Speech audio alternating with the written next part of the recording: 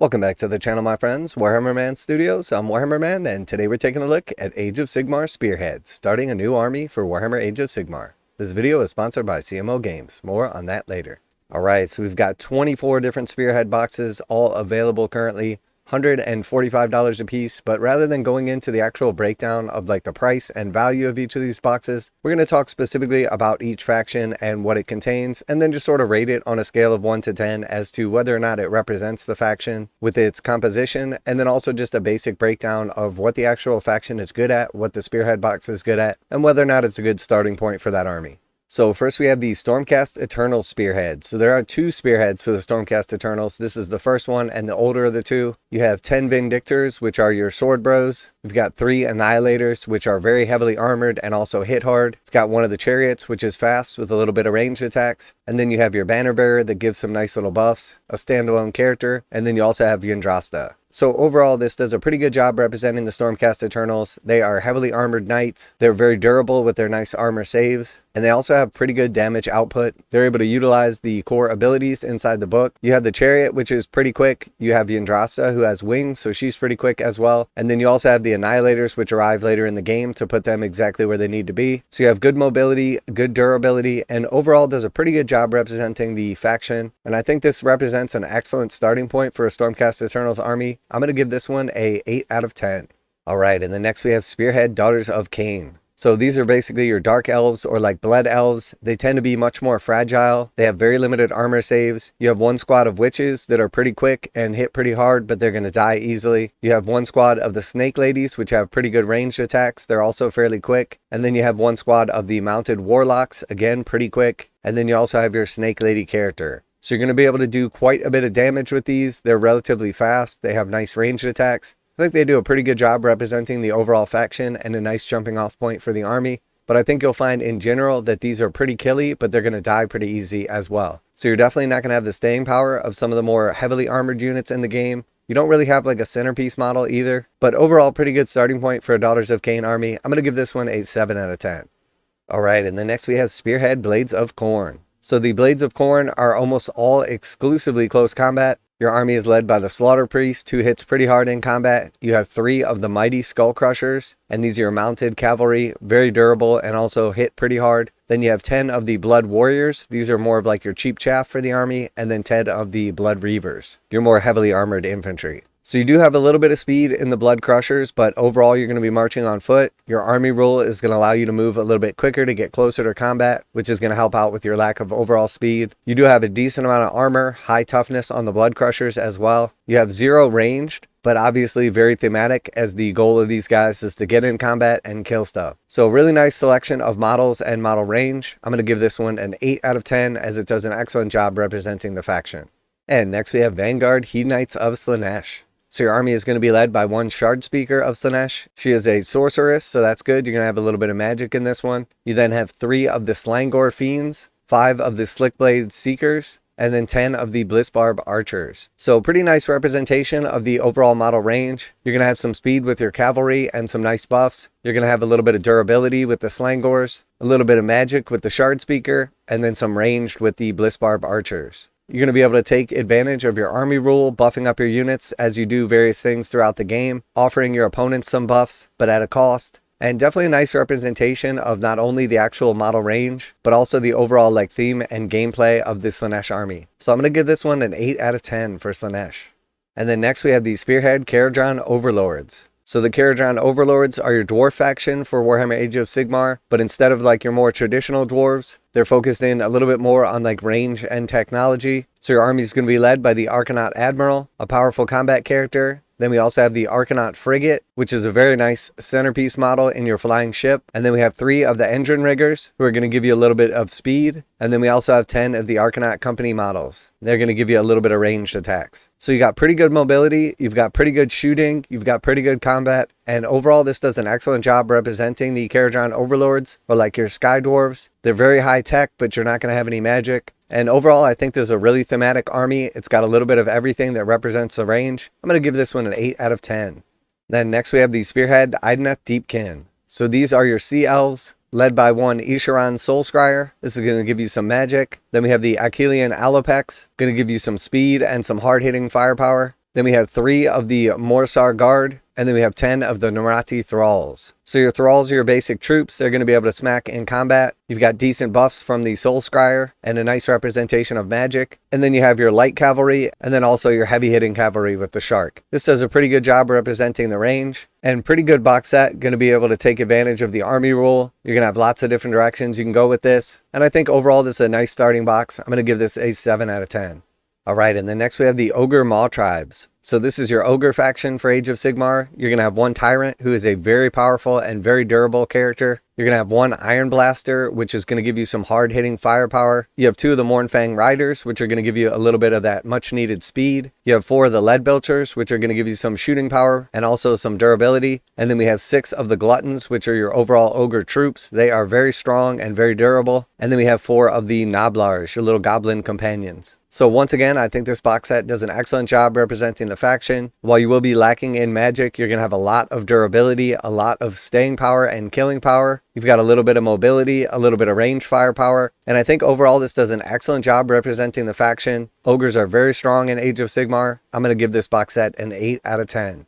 Then next we have the Spearhead Gloomspite Gits. So you're going to have one Loon Boss who's going to be leading your army, 3 of the Rockgut Tragus or your Trolls, 10 of the Squig Hoppers, and then 20 of the Moon Clan Stabbas. So you've got a pretty good representation of the Goblin and Troll faction here in Age of Sigmar. Your Loon Boss is going to lead your force. He's able to do some decent little damage output and a nice buffing character. You've got your 3 Rockgut Tragus who are very durable. They have the ability to heal and they definitely can do some damage. You have your Squig Hoppers, which are extremely fast and have very good damage output, but they are definitely on the fragile side. And then you have 20 of the Moon Clan Stabbas, your basic goblins. They're definitely your cheap chaff. They're going to die quickly, but they're good for bogging things down or standing on objectives. So overall, I think this does an excellent job representing the goblins in Warhammer Age of Sigmar. It's got a nice mix of all the different units available to you. Very high model count. I'm going to give this one an 8 out of 10. Excellent box set.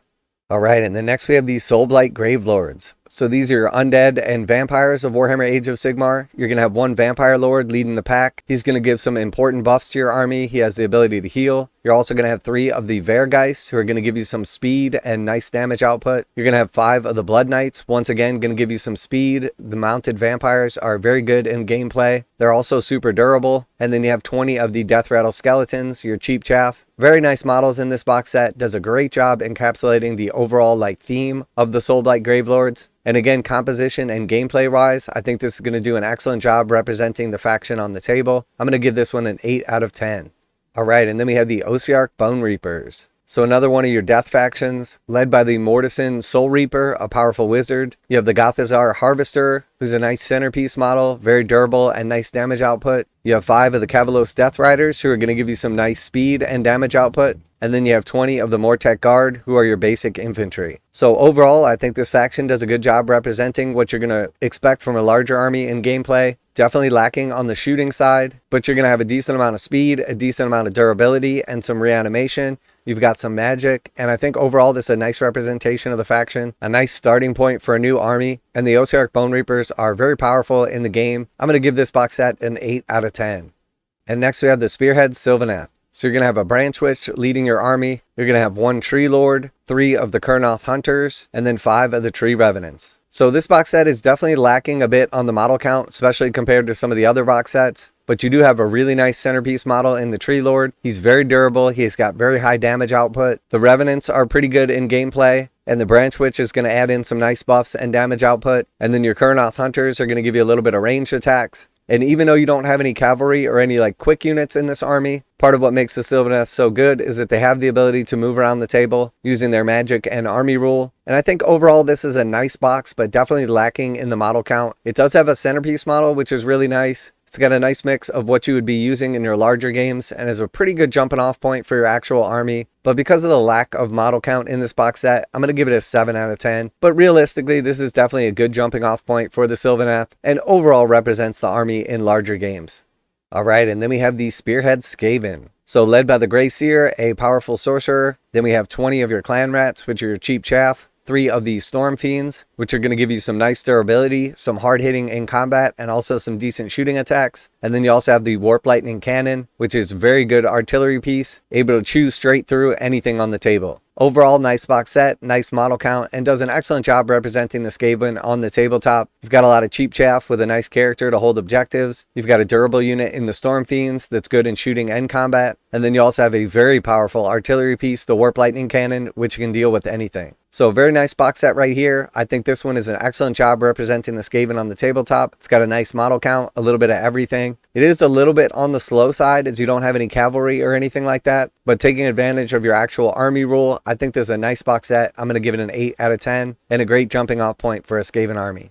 And next we have the Spearhead Sons of Bahamut. So these are your giants in Age of Sigmar. These are 3 of the smaller giants. So it's basically just composed of a single man-crusher gargant mob. You're able to build one into a character, so you have a hero for your smaller games of Age of Sigmar. And I personally have played these guys quite a bit. They are very strong, they're fairly durable. They don't have the best armor saves, but they're pretty quick. It's only going to be 3 models and 3 individual units, but they do perform extremely well in Age of Sigmar. They're able to stand on objectives, survive, and fight. They move quickly so you can get them where you need to be. And this is an excellent starting point for the Sons of Bahamut. And then you have the choice later to either add in more of these little guys or just go straight for the big boys. So excellent box set, very good job representing the faction overall. And because it's just 3 of the same datasheet, it's an excellent starting point. It's only 3 models, so it's easy to build, easy to paint, and fun to play. I'm going to give this one a 9 out of 10. Now a quick message from today's sponsor. CMO Games has been selling Games Workshop products online for over 20 years. They carry the full line of Games Workshop products, including Warhammer 40,000, Age of Sigmar, Necromunda, Blood Bowl, paint tools, and more. Almost all Games Workshop products are priced at 15% off MSRP. CMO Games takes pre-orders for most Games Workshop products released at their earliest date possible. 12:01 a.m. on Saturday, they go live. Most of these pre-order products are also priced at 15% off MSRP. CMO Games offer free shipping in the US 48 with an order of $50 or more. Their customer service is top-notch and they ship most orders within 24 hours. Visit CMOGames.com using the affiliate link in the description and let them know that you heard about CMO Games from Warhammer Man. Now back to the video. Alright, and then we have the Lumineth Realm Lords. So these are high elves for Age of Sigmar. Very nice model count. You're going to have 1 Cenari Calathar, who's an excellent wizard to be leading your force. You have 5 of the Venari Blade Lords, who are your heavy infantry. They're fast, they're able to do some nice damage. And then you're going to have 10 of the Venari Arlan Wardens, with a nice armor save and good damage output. And then you're going to have 10 of the Venari Arlan Sentinels for some nice ranged attacks with their bows. You've got a little bit of magic, a nice model count, some range, some combat. The only thing you're really missing here is some speed, and while elves can move around pretty quickly, you will find that this army's missing a little bit more of like the speed and tactical flexibility. And while it is strong in gameplay and does an excellent job representing the faction on the tabletop, you may find that its lack of mobility is a little bit of a downside. But it's able to participate in the shooting, in the magic, and in the combat phase. Nice box set, nice model count, great jumping off point for the army. I'm going to give this one an 8 out of 10. Alright, and then next we have the Oric War Clans, and this one represents the kruleboyz. Your army is going to be led by a killaboss on Great Nashtooth. Nice, powerful, mounted character, so he's able to move around the table quickly. He's able to do some good damage output, but doesn't have the best armor save. You then have a Merkanob with Belchabanner, a nice little buffing character. You have 1 Beastkua Killbow, a very powerful artillery piece designed to take down monsters. You have 3 of the Manskua Boltboyz with some nice range attacks. And then you have 10 of your basic gutrippaz. So overall, nice representation of the kruleboyz. They've got some cool little tricks, and they're one of the cooler orc factions. Basically like your swamp orcs. You've got a decent model count. You've got decent ranged attacks, decent combat, and a little bit of speed from the Nashtooth. Nice box set. It's going to play well on the table and very thematically. I'm going to give this box a 7 out of 10. Alright, and then next we have the Spearhead Saraon. So your army is going to be led by the Saurus Oldblood on Carnosaur. A very powerful dinosaur rider. He's got excellent damage output. He's fast. He's durable. Probably one of the strongest pieces in Spearhead. Then you have 3 of the Kroxigors. Very durable, heavy infantry. They're very strong. They have excellent damage output. And then finally you have 10 of these Saurus warriors. Your basic troops for the Seraphon. They're durable. They hit fairly hard. So pretty good job representing your lizardmen in Age of Sigmar. You do have a nice centerpiece model who's also your leader. You've got your heavy infantry. You've got your basic infantry. Decent little model count. You've got the speed from your old blood. You will be lacking on the magic side, which is one of the strongest parts of the Seraphon. But this is a really good box set. It does a pretty good job representing the overall model range, and you can always add in a wizard later. Excellent starting point for a Seraphon army. Easy to expand in all the different directions. I'm going to give this one an 8 out of 10.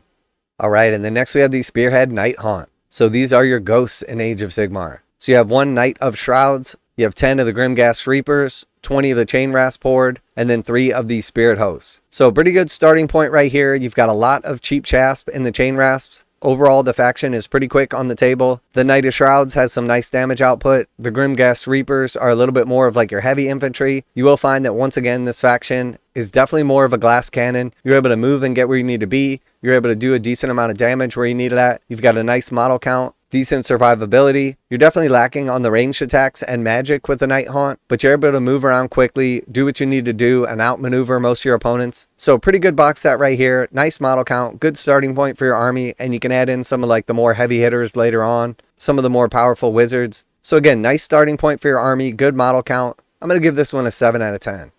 All right, and then next we have the Dwarf Fire Slayers. So these are more of your traditional dwarves, definitely more focused on combat. You're going to have 1 Battlesmith leading the army, 5 of the Hearthguard Berserkers, and then 20 of the Volkite Berserkers. So while the Fire Slayer's range is rather limited, you don't have a ton of options. You do have different build options for how you build some of the kits. They have like their own equivalent version of magic. They have very good damage output, but they're extremely slow. You have very little ranged attacks, so very one-dimensional in this army. You also don't have like a centerpiece model. So while this does represent the dwarves more traditionally on the tabletop and what you can expect out of them, it is a little bit lacking in diversity. It's very slow. You don't have any artillery pieces. You don't have any cavalry, but you can always add in a fire lizard later on. So I do think this is one of the worst box sets for Spearhead. Not that it's not going to play well on the table or represent the faction, but it's definitely lacking in diversity. So I'm going to give this one a 6 out of 10. A good jumping off point for the army, a lot of models, but overall very one-dimensional.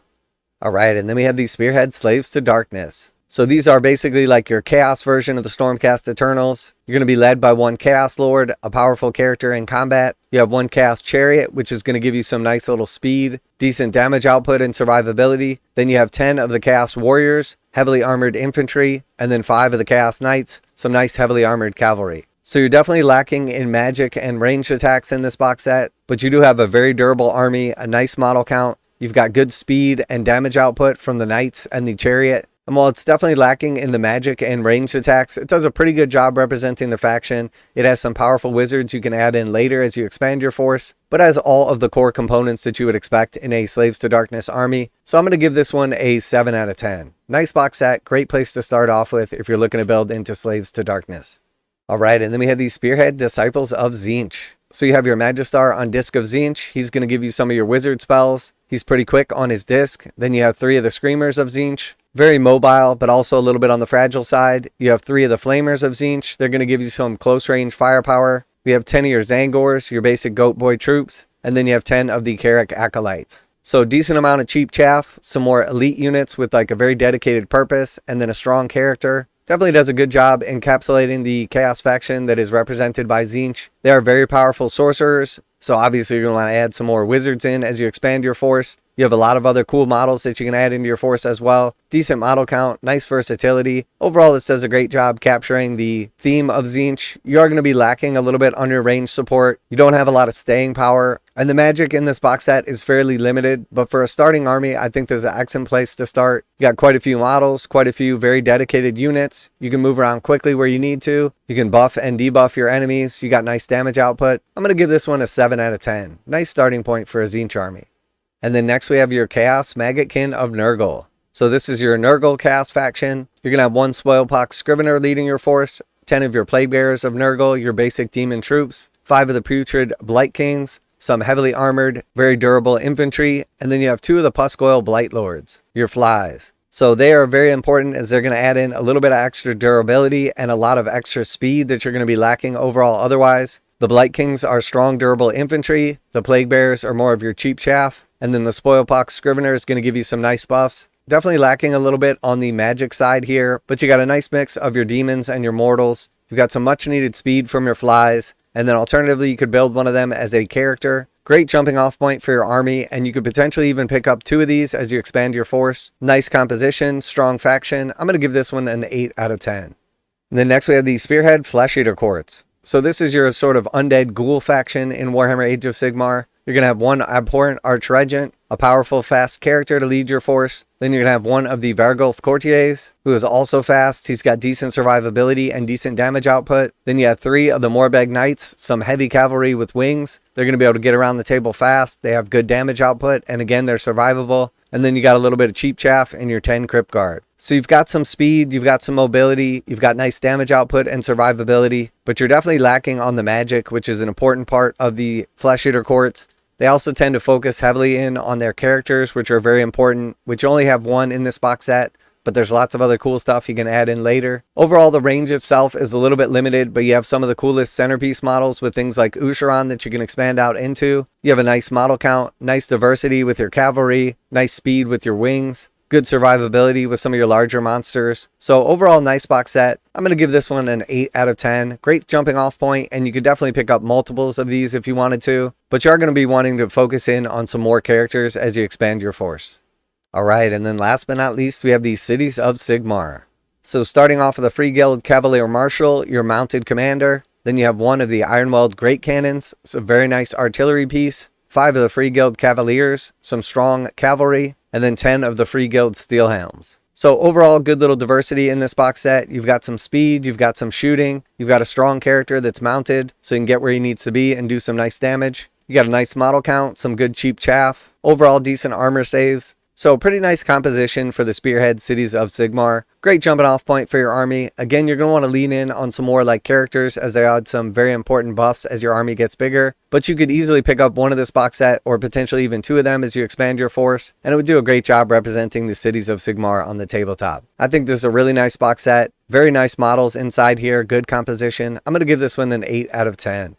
So as we can see by our ratings, I think Games Workshop has done an excellent job representing each of these factions in their Spearhead box. Some of them did get a slightly higher score than others, but for the most part, all of these box sets are an excellent jumping off point. They're very thematic and do a good job encapsulating what you would expect from each of the factions. Oftentimes, Cities of Sigmar is referred to as Hero Hammer, and tends to focus around like bigger monsters or powerful centerpiece models, which for the most part these spearheads are a bit lacking in. But as you build out your force, you can easily add in one of these larger pieces or some of the important characters or wizards that your army needs to fully flesh out your army as you get into bigger games. But I think for the most part, all of these spearheads are an excellent jumping off point for each of the factions.